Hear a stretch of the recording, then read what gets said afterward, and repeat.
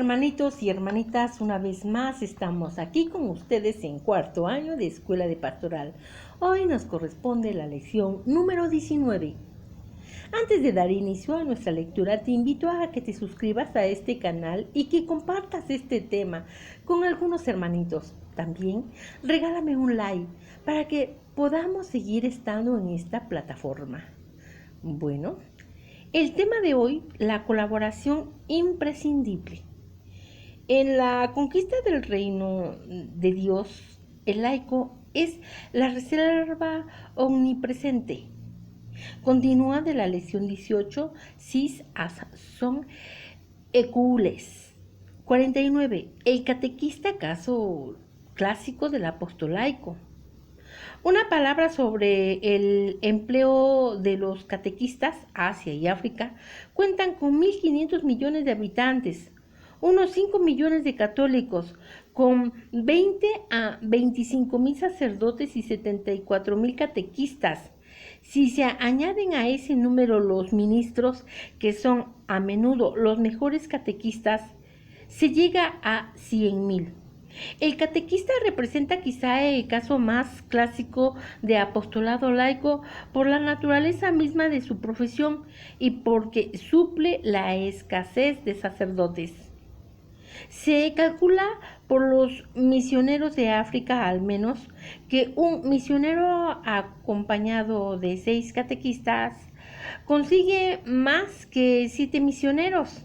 El catequista competente trabaja, en efecto, en un ambiente familiar del que conoce bien lengua y costumbres.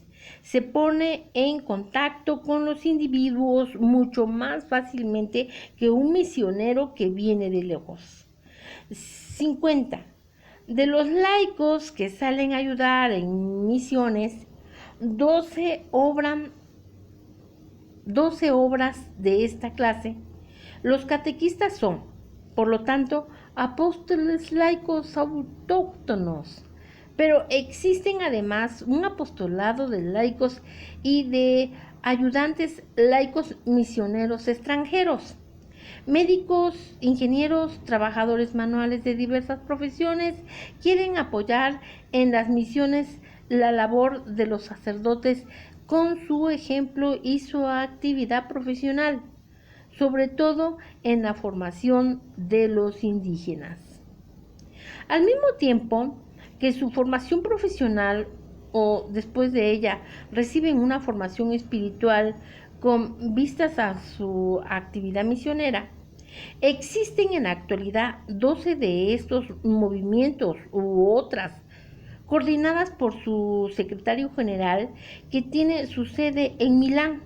Pero el apostolado laico misionero se encuentra aún en los comienzos de su expansión y por lo demás no puede aceptar más que una élite. 51. Ayudar a elevar al campesino de Asia. Por su economía, Asia sigue siendo un 70% una región de agricultura y con razón se ha dicho que si el agricultor es el hombre más importante de Asia, también es más descuidado. A este respecto, los católicos tienen que reflexionar.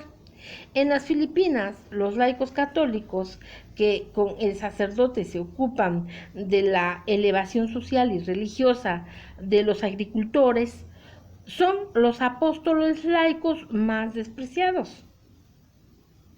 En el 52, el problema femenino en las misiones.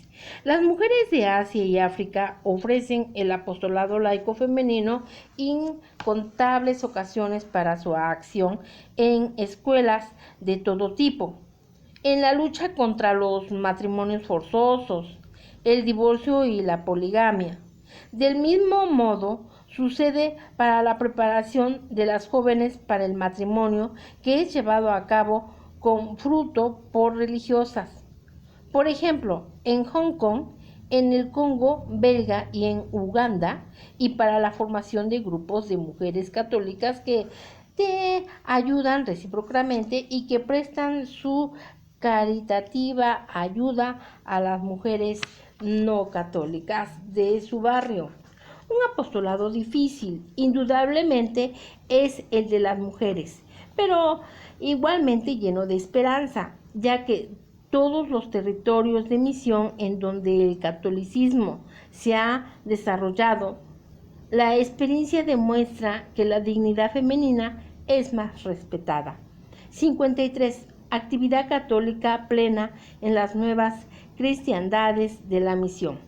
En África, especialmente, nos vemos con alegría y agradecimiento el extraordinario dinamismo de las jóvenes generaciones de católicos, de las tareas culturales, sociales y políticas, que cooperen, pues, en los movimientos sindicales de inspiración cristiana, como en el de Vietnam y en el de África ecuatorial y occidental, y formen cooperativas de venta y de consumo, que participen en la representación nacional y en los asuntos municipales. La Iglesia no solo exhorta a la piedad, sino que responde a todas las cuestiones de la vida. Portador de riquezas espirituales en su continente, el joven elemento laico africano será testimonio de ellas y las culturas de su vida y en su acción. En el punto G, colaboración en organizaciones no católicas. 54. Dos directivas finales. Colaboración en los organismos neutros y los internacionales. Para terminar, os damos dos directivas. En primer lugar, colaborar con los movimientos y organizaciones neutras y no católicas, siempre en la medida en que en este modo sirváis al bien común y a la causa de Dios. En segundo lugar, participar aún más en las organizaciones internacionales.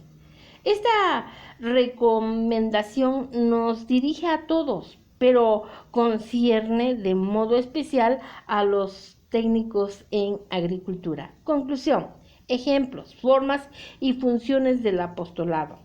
55. Ejemplos de apostolado laico en la historia.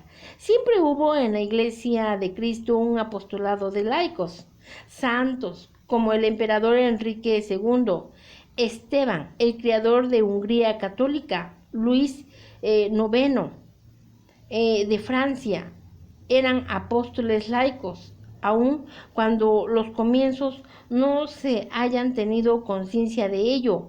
Y no obstante que en el término del apóstol laico no existiera aún en aquella época. También mujeres como Santa Pulquería, hermana del emperador Teodosio II, o Mary Ward, eran apóstoles laicos.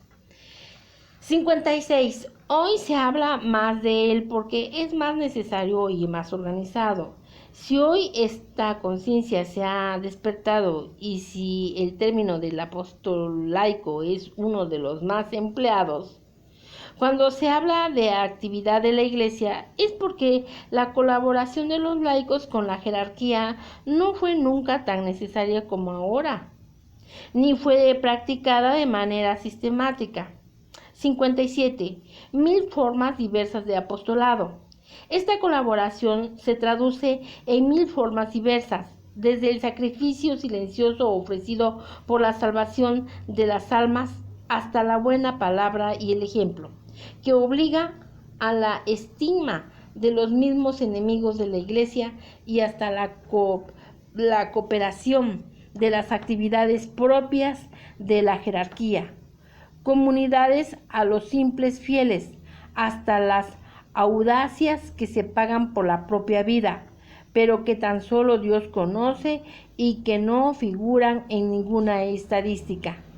¿Y acaso este apostolado laico oculto es el más precioso y el más fecundo de todos? Punto 58. Las dos funciones del apostolado: conservar y conquistar. El apostolado laico tiene, como cualquier otro apostolado, por otra parte, dos funciones: la de conservar y la de conquistar. y ambas se pueden con el carácter de urgencia en la Iglesia actual. Y para decirlo claramente, la Iglesia de Cristo no piensa abandonar sin lucha el terreno a su enemigo declarado el comunismo ateo. Este combate continuará hasta el fin, pero con las armas de Cristo. Punto 59. Exhortación final e imploración al amparo de María. Poner las manos a las obras con una fe más fuerte todavía que la de San Pedro, cuando ante el llamamiento de Jesús abandonó su barca y marchó sobre las olas para salir al encuentro de su Señor. Durante estos años tan agitados, María, la Reina gloriosa y poderosa del cielo, ha dejado sentir en las más diversas regiones de la tierra su asistencia en forma tan tangible y maravillosa que nos le recomendamos con confianza ilimitada todas las formas de apostolado laico. En el punto 60, la bendición apostólica. En prenda de las fuerzas y del amor de Jesucristo, que se manifiestan también en el apostolado aquí presentes, a nuestros venerables hermanos en el episcopado, a los sacerdotes que participan en vuestro congreso y a todos vosotros, hombres y mujeres del apostolado laico, a todos los que aquí han venido y a los que trabajan en el mundo entero, nuestra paternal bendición apostólica. Pío Papa XII. Hemos tenido ocasión de conocer los conceptos que, siguiendo los pasos de su antecesor Pío XI, el Papa Pío XII tenía con respecto al apostolado de los laicos y desde luego la generación que hace a todos los movimientos y a obras apostólicas que los laicos contienen, dejando perfectamente claro que no hay ninguno de ellos que pueda detectar el privilegio de ser únicos con aprobación oficial de la Iglesia, dado que en el impulso de los seglares para que ocuparan el lugar que legítimamente les corresponde desde los tiempos apostólicos. Parecía que su antecesor Pío XI había reservado esta función con carácter oficial en la acción católica, tomada así la expresión como un particularismo que nunca fue de su intención.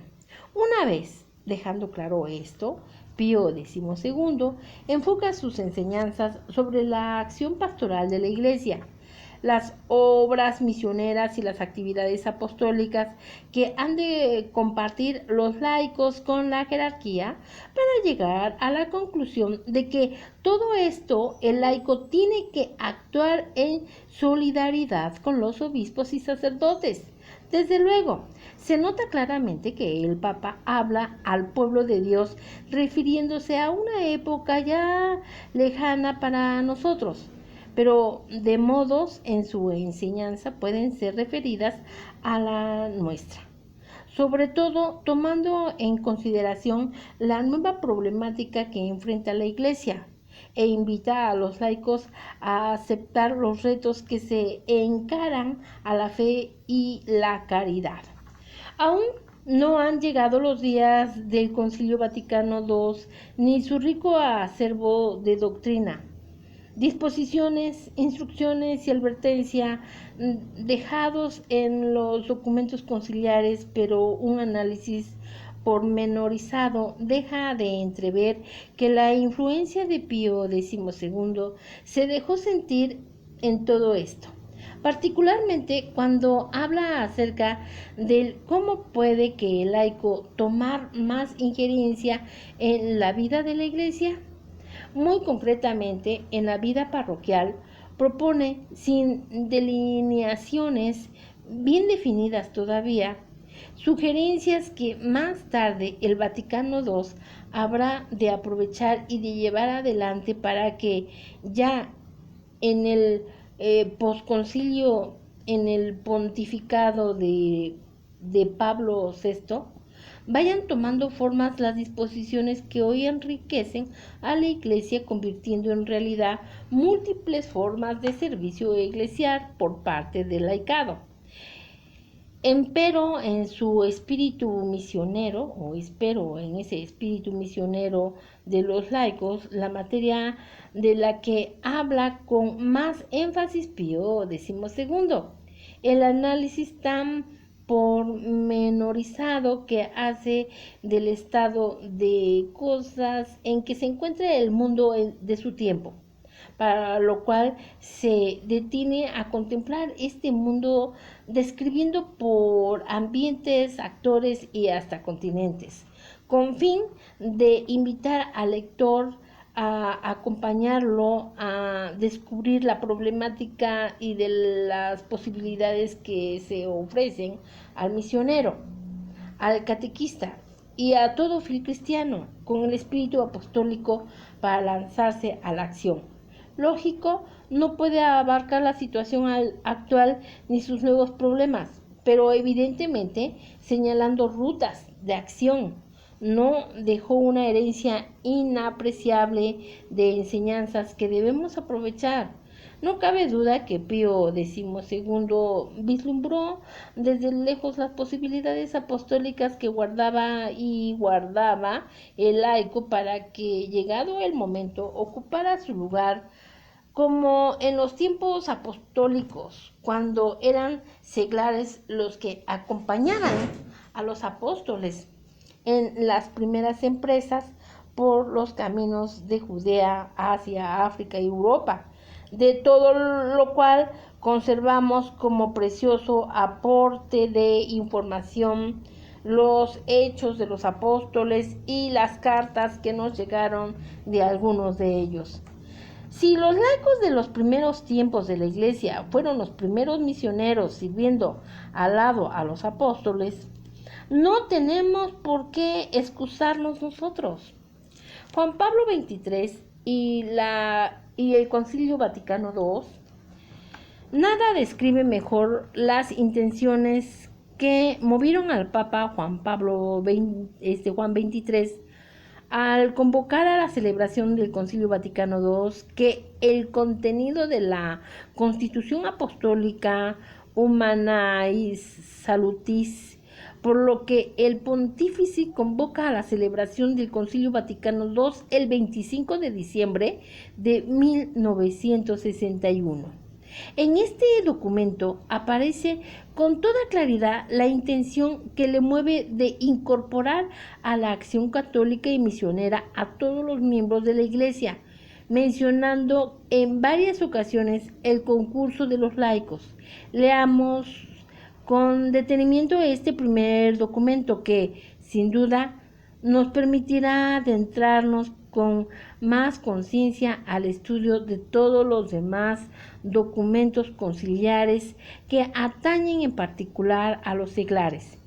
Constitución Apostólica Humanae Salutis, de la salvación humana de nuestro Santísimo Señor por la divina providencia, Papa Juan XXIII, por la que se convoca el Concilio Vaticano II el 25 de diciembre de 1961.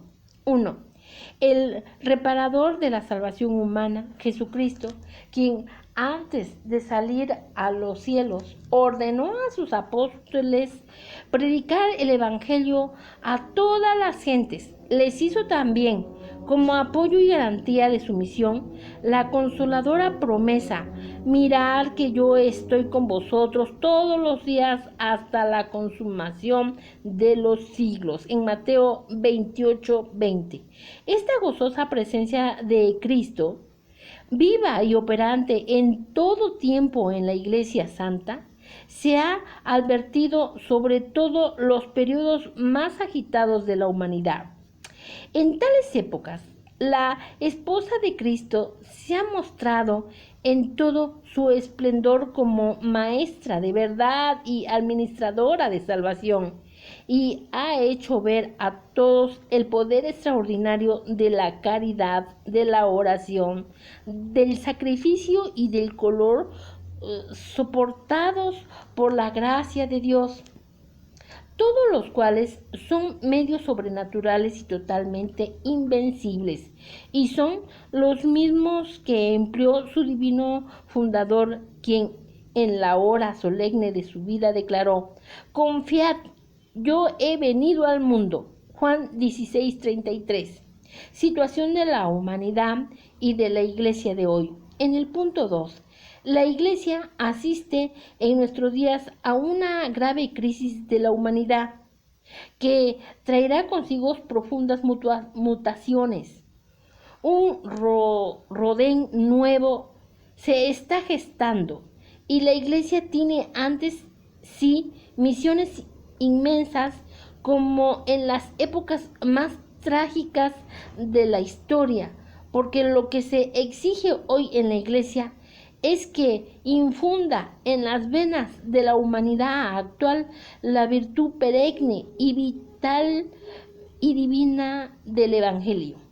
La humanidad alardea de sus recientes conquistas en el campo científico y técnico, pero sufre también las consecuencias de un orden temporal que algunos han querido organizar prescindiendo de Dios.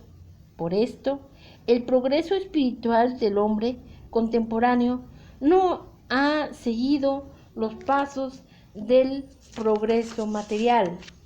De aquí surgen las indiferencias, los bienes inmortales, el afán desordenado de los placeres de la tierra, que el progreso técnico pone con tanta facilidad al alcance de todos. Y por último, un hecho completamente nuevo, el desconcertante, cual es la existencia de un ateísmo militante que ha invadido ya a muchos pueblos. Todos estos motivos de dolorosa ansiedad que se proponen para suscitar la reflexión tienden a probar cuán necesaria es la vigilancia y a suscitar el sentido de la responsabilidad personal de cada uno. La visión de estos males impresiona sobremanera de algunos espíritus que solo ven tinieblas a su alrededor, como si este mundo estuviera totalmente envuelto en ellas. Nos, sin embargo, referimos proponer toda nuestra firme confianza en el divino Salvador, en la humanidad, quien no ha abandonado a los hombres por él redimidos. Más aún, siguiendo la recomendación de Jesús, cuando nos exhorta a distinguir claramente los signos de los tiempos, Mateo 16:3. Nos creemos vislumbrar en el medio de tantas tinieblas no pocos indicios de que nos hacen concebir esperanzas de tiempos mejores para la Iglesia y la humanidad, porque las sangrientas guerras que sin interrupción se han ido sucediendo en nuestros tiempos, las lamentables ruinas espirituales causadas por todo el mundo por muchas ideologías y las amargas experiencias que durante tanto tiempo han sufrido los hombres, todo ello está sirviendo de graves advertencias. El mismo Congreso Técnico, que ha dado al hombre la posibilidad de crear instrumentos terribles para preparar su propia destrucción, ha suscitado no pocos interrogantes angustiosos, lo cual hace que los hombres se sientan actualmente preocupados para reconocer más fácilmente sus propias limitaciones, para desear la paz, para comprender mejor la importancia de los valores del espíritu y para acelerar finalmente la trayectoria de la vida social que la humanidad, con paso incierto, parece haber ya iniciado y mueva cada vez más a los individuos, a los diferentes grupos de ciudadanos y a las mismas naciones a colaborar amistosamente y a completarse y perfeccionarse con las ayudas mutuas. Todo esto hace más fácil y más expedito el apostolado de la Iglesia, pues muchos que hasta ahora no advirtieron la excelencia de su misión, hoy, enseñados más cumplidamente por la experiencia, se sienten dispuestos a aceptar con prontitud las advertencias de la Iglesia. En el punto 4, por lo que la Iglesia se refiere, esta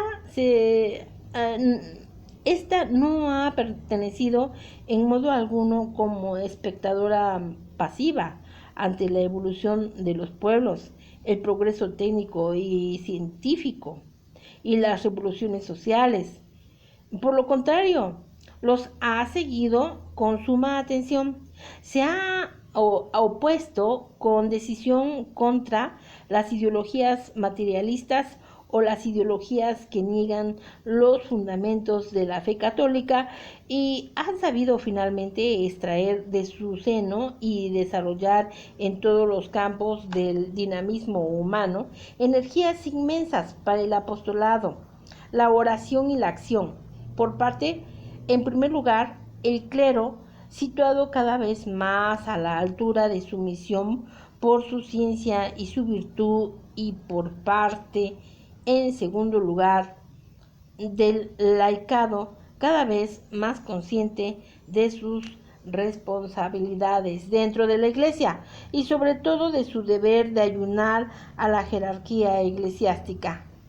Añádense a ello los inmensos sufrimientos que hoy padecen dolorosamente muchas cristiandades por virtud de los cuales una admirable multitud de pastores, sacerdotes y laicos sellan la constancia de su propia fe, sufriendo persecuciones de todo género y dando tales ejemplos de fortaleza cristiana que con razón pueden compararse a los que recogen los periodos más gloriosos de la Iglesia. Por esto, mientras la humanidad parece profundamente cambiada, también la Iglesia Católica se ofrece a nuestros ojos grandemente transformada y perfeccionada, es decir, fortalecida en su unidad social, vigorizada en la bondad de su doctrina, purificada en su interior, por todo lo cual se halla pronta para combatir todos los sagrados combates de la fe. El concilio, don de la Iglesia al mundo. 5. Ante este doble espectáculo, la humanidad, sometida a un estado de grave indigencia espiritual, y la Iglesia de Cristo, pletórica de vitalidad, ya desde el comienzo de nuestro pontificado, al que subimos a pesar de nuestra indignidad por designio de la divina providencia, juzgamos que formaba parte de nuestro deber apostólico el llamar la atención a todos nuestros hijos para que con su colaboración a la Iglesia se capacite esta cada vez más para solucionar los problemas del hombre contemporáneo. Por ello, acogiendo como venida de lo alto una voz íntima de nuestro espíritu, hemos juzgado que los tiempos estaban ya maduros para ofrecer a la Iglesia Católica y al mundo el nuevo don de un concilio ecuménico, el cual continúe la serie de los 20 grandes sínodos, que tanto sirvieron a lo largo de los siglos para incrementar en el espíritu de los fieles la gracia de Dios y el progreso del cristianismo. El eco gozoso que en todos los católicos suscitó el anuncio de este acontecimiento Las oraciones elevadas a Dios con este motivo sin interrupción por toda la iglesia y el fervor realmente alentador en los trabajos preparatorios, así como el vivo interés o al menos la atención respetuosa hacia el concilio por parte de los no católicos y hasta de los no cristianos, han demostrado de la manera más elocuente que a nadie se le oculta la importancia histórica de este hecho. Punto 6. Así pues, el próximo sínodo ecuménico se reúne felizmente en un momento en que la Iglesia anhela fortalecer su fe y mirarse una vez más en el espectáculo maravilloso de su unidad. Siente también con creciente urgencia el deber de dar mayor eficacia a su sana vitalidad, de proveer la santificación de sus miembros, así como el aumentar la difusión de la verdad revelada y la conciliación de sus instituciones. ¿Será esta una demostración de la Iglesia? Siempre viva y siempre joven, que percibe el ritmo del tiempo, en que cada siglo se adorna de nuevo esplendor, irradia nuevas luces, logra nuevas conquistas, aún permaneciendo siempre indica a sí misma fiel a la imagen divina que le imprimiera en su rostro el divino esposo que la ama y la protege, Cristo Jesús. Punto 7. En un tiempo, además de generosos y crecientes esfuerzos que en no pocas partes se hacen con el fin de rehacer aquella unidad visible de todos los cristianos que respondan a los deseos del Redentor divino, es muy natural que el próximo concilio aclare los principios doctrinales y de los ejemplos de mutua caridad que harán aún más vivos en los hermanos separados el deseo del presagiado retorno a la unidad y les allanarán el camino.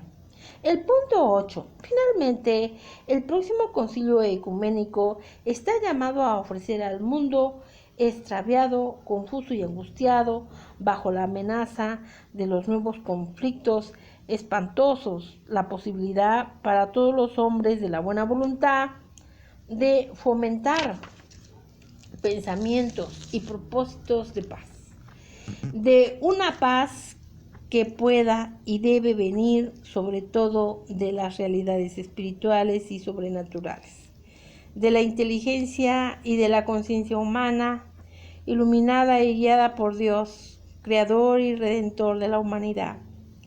La temática conciliar, el punto 9. Pero estos frutos que nos ardientemente esperamos del concilio ecuménico y sobre los que gustamos detenernos tan a menudo, exigen para preparar tan importante acontecimiento un vasto programa de trabajo. Proponerse por ello cuestiones doctrinales y cuestiones prácticas, y se proponen para que las enseñanzas y los preceptos cristianos se apliquen perfectamente en la compleja vida diaria y sirvan para la edificación del cuerpo místico de Cristo y cumplimiento de su misión sobrenatural. Todo esto se refiere a la Divina Escritura, la Sagrada Tradición, los sacramentos y la oración de la Iglesia, la disciplina de las costumbres, la acción caritativa y asistencial, el apostolado seglar y la acción misionera. 10.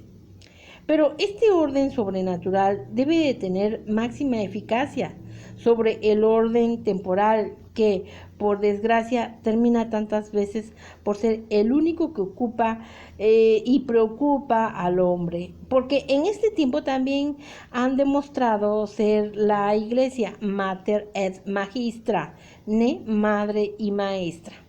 Según la expresión de nuestro glorioso antecesor Inocencio III, pronunciaba con ocasión en el Concilio Ecuménico Lateranense IV, aunque la Iglesia no tiene una finalidad primordialmente terrena, no puede, sin embargo, desinteresarse de su camino, de los problemas relativos a las cosas temporales, ni a las dificultades que de éstas sumergen.